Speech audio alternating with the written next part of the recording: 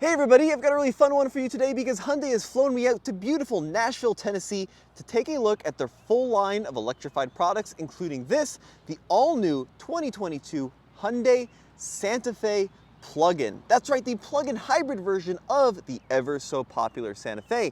And in this video, we're gonna go all around the Santa Fe, talk about the unique design, talk about the interior features, show you some of the crazy gadgets and gizmos, and talk about if it's better than its competitive set.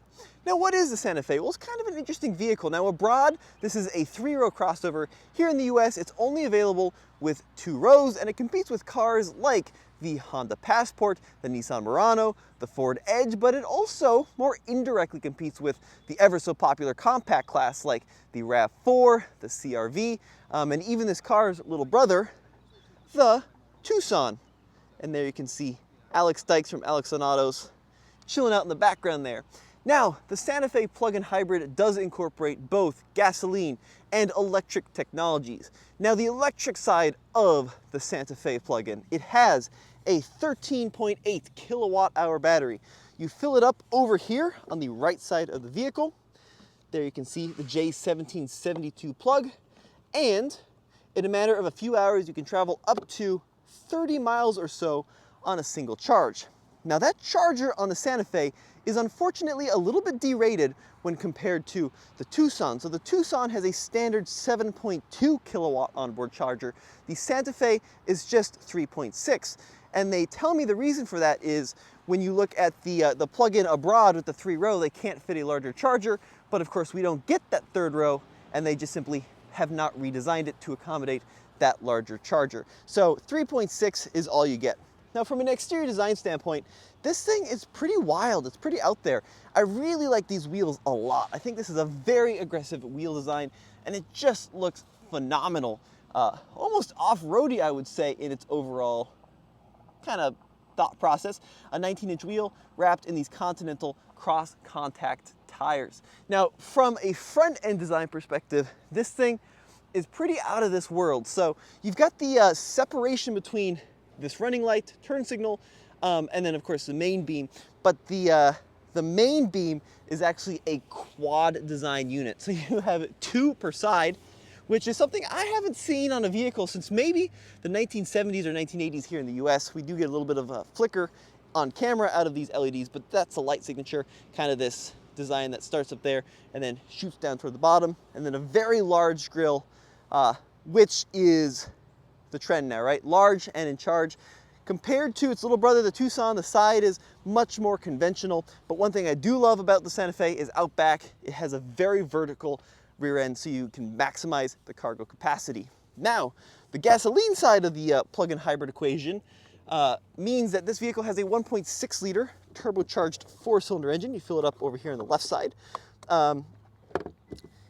Total system output, 260 horsepower and 258 pound-feet of torque.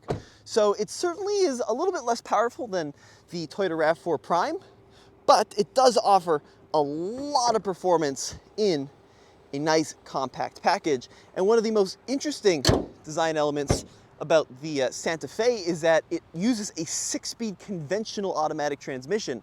So it doesn't use a CVT, it doesn't use a planetary gear set, it's got a conventional automatic with paddle shifters. And believe it or not, you can shift gears in this car well in electric mode, which is a truly interesting experience because the electric motor is sandwiched in between the gasoline engine and the transmission, which means you have full access to the gear set. Now, let's talk about this interior because they really have been knocking it out of the park recently on these Hyundai interiors. There's a little bit of Palisade influence.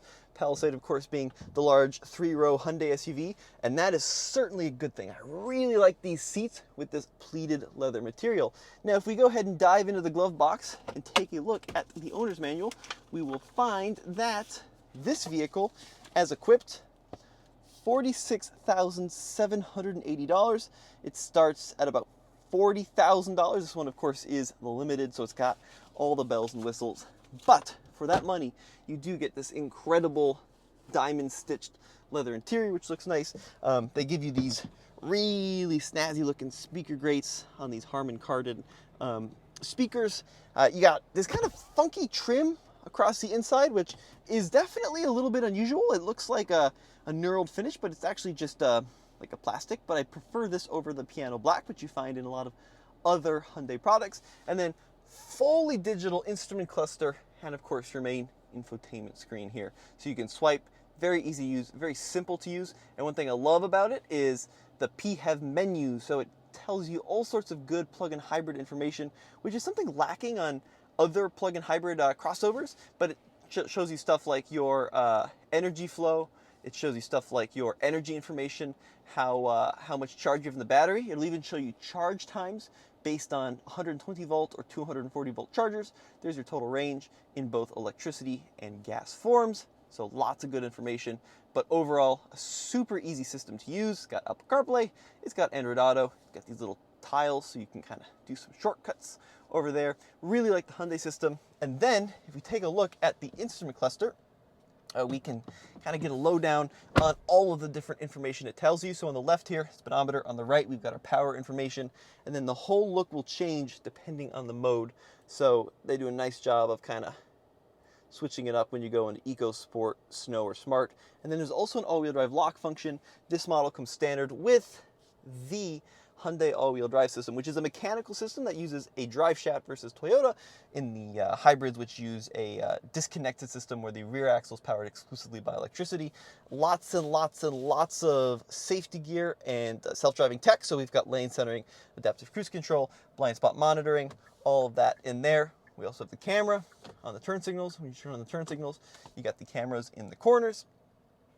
Push button actuated drive selector, park, reverse, neutral, drive. And then what I do like about this model is all the hard controls for not only volume and tune, which is huge for me, but also buttons for climate control. These are all good old-fashioned hard tactile switches. And then there's a control to go between hybrid mode, electric mode, and then automatic mode, which will cycle between them. Heated steering wheel, a couple of off-road settings like the hill descent control, and then parking cameras up here.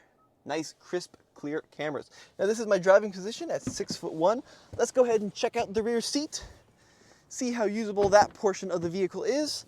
Well, it's slid all the way forward, so let's go ahead and slide that back a little bit. And it is a nice touch that you can slide it forward and aft. And then, very good rear seat room. Pretty good headroom.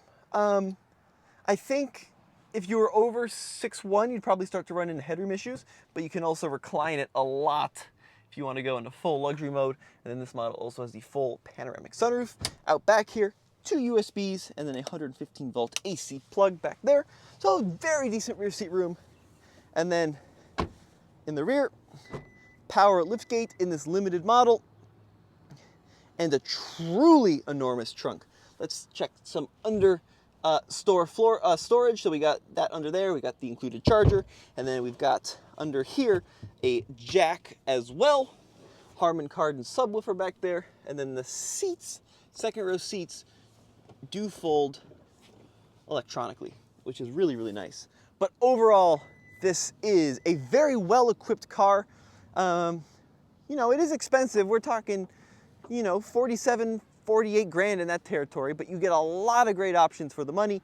If you look at like this vehicle's direct class, if you're considering like mid-size crossovers, maybe the Grand Cherokee 4xe, the plug-in hybrid, could be considered a competitor, but certainly the RAV4, if you're looking for something a little bit smaller, is a competitor in this plug-in hybrid class. But 30 miles of all-electric range is usable for a lot of folks. I wish the onboard charger was a little bit juicier, a little bit faster, but overall, a good-looking vehicle with a lot of tasty options.